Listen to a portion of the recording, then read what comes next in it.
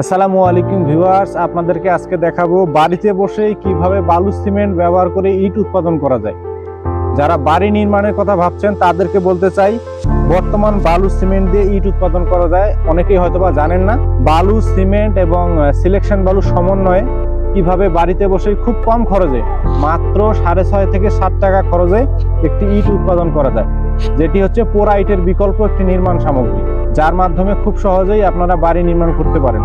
তো ভিউয়ার্স, আমার সামনে যে ইট দুটো দেখতে পাচ্ছেন, এটি ইতিমধ্যে আমরা তৈরি করেছি এই ফর্মার মাধ্যমে, যেটিতে লোগো দেওয়া আছে ABB।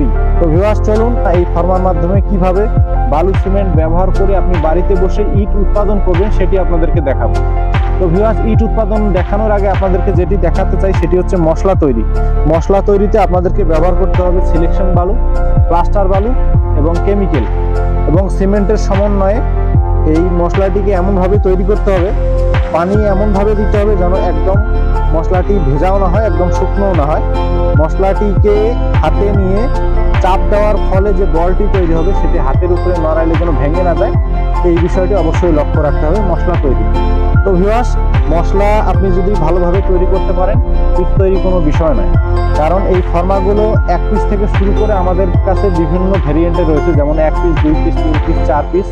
আপনারা যারা ইট উৎপাদন করতে চান আমাদের সাথে যোগাযোগ করতে পারেন। আমরা এই ধরনের ফর্মাগুলো তৈরি করে থাকি, আপনাদের পছন্দ অনুযায়ী নাম বসিয়ে দেবো। আপনারা যে নাম দিতে চান, যেটি যেমন এটিতে দেওয়া আছে ABB, আপনারা আপনাদের পছন্দ অনুযায়ী নাম দিয়ে আমাদের কাছে এই ফর্মাগুলো তৈরি করে নিতে পারেন। তো ভিউয়ার্স, বেশি